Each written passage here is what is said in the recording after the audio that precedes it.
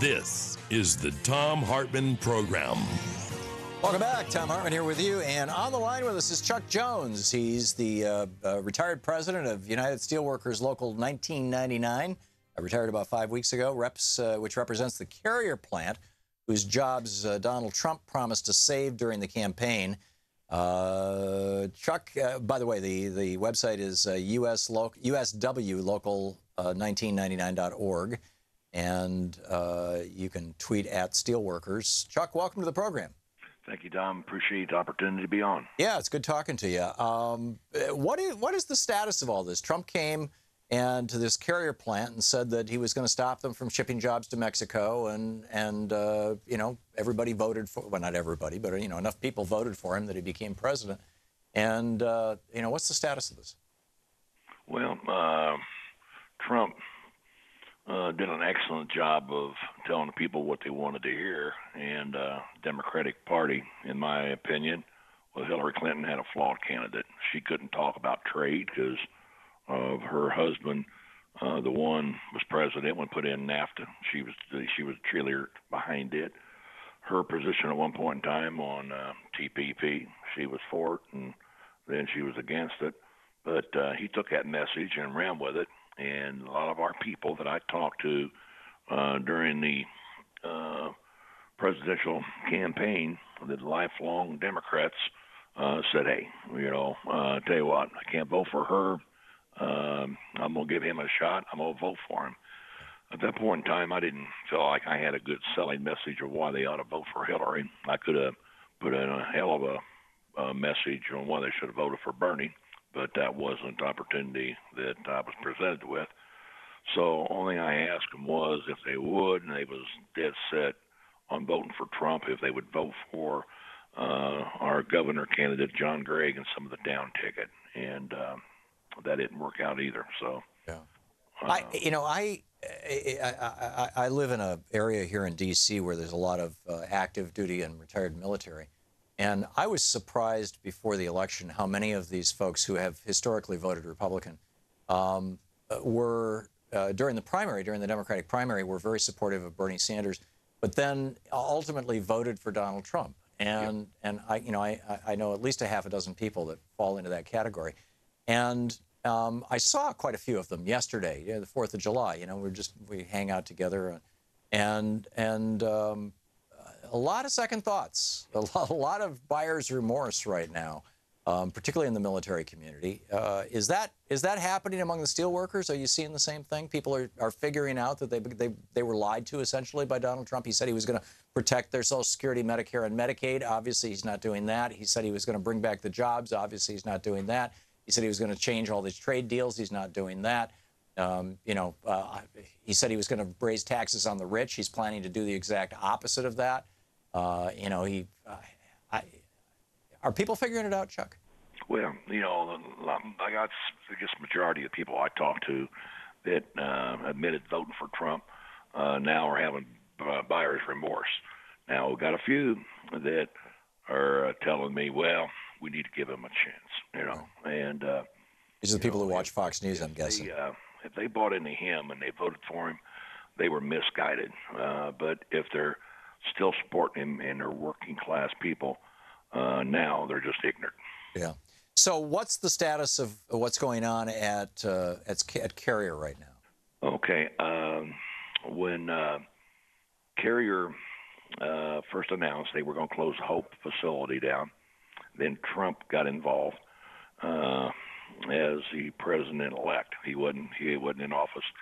Came in the Carrier facility, toured the plant, and then come in, and him and Pence and the UTC executives and Pence and Trump numerous times during that meeting, and since then said that they had saved 1,100 jobs. Well, we had talked to the company. We weren't involved in the discussions with UTC, the parent company of Carrier, and Trump, but we had met with the company about an hour before he went on stage, and they told us what the numbers were, that 550 jobs were still moving to Mexico. Well, when he got up and talked for a better part of 45 minutes or so, never mentioned anything about 550 jobs going to Mexico. Sure. And that 730 was the actual number, and that's when I came out the next day and said, that's not correct. Didn't you get death threats? Saved 1,100 jobs.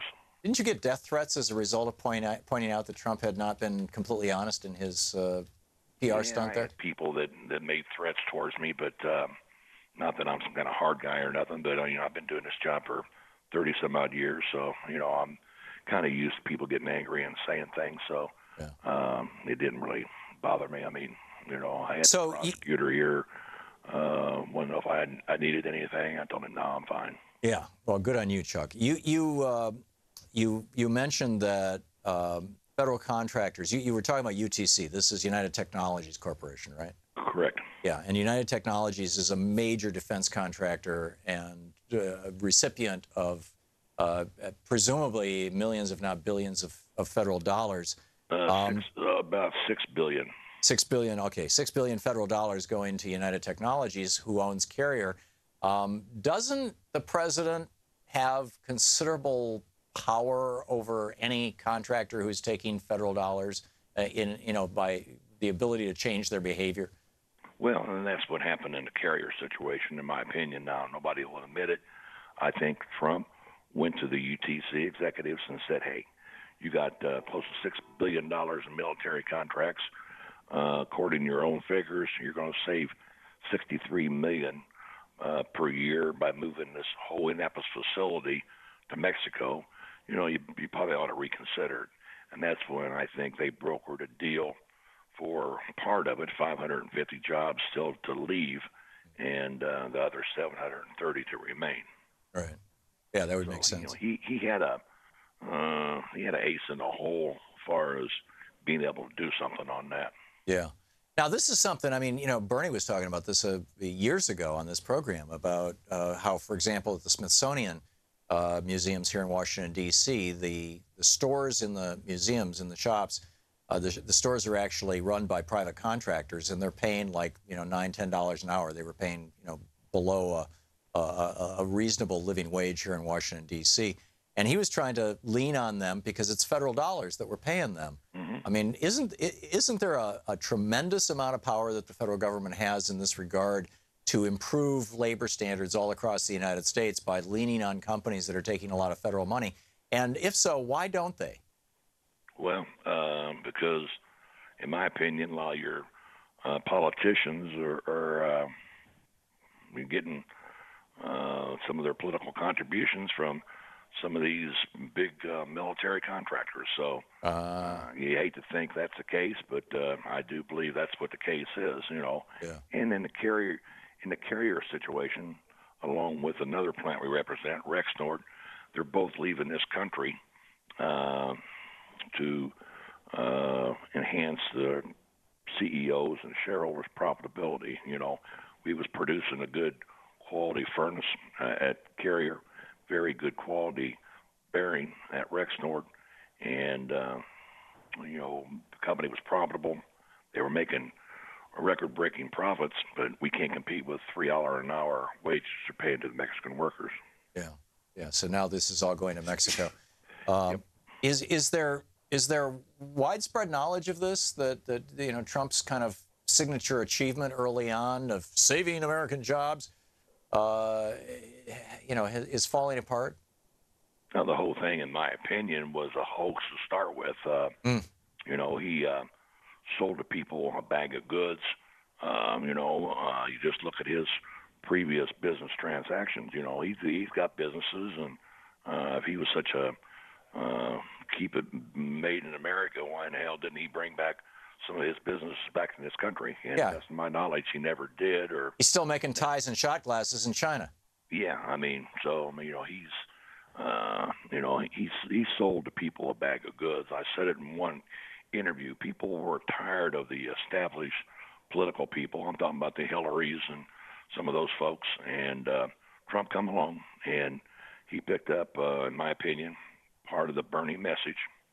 People bought into it. People were looking for a change, and I don't know how old you are, but us old folks remember Captain Kangaroo. I remember Captain Kangaroo. It could have been Captain Kangaroo running. If he had the same message, people would have voted for him. Yeah, I think you're right. Well, you know, it would have to be, well, Captain Kangaroo. You know, Bob Keeshan was his real name, and he was actually a pretty good guy. Yeah, Chuck Jones.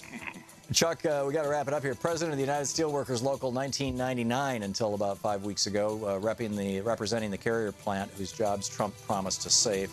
Chuck, thanks for dropping by and talking with us today. Thank you very much, Tom. Keep up the great work, my friend.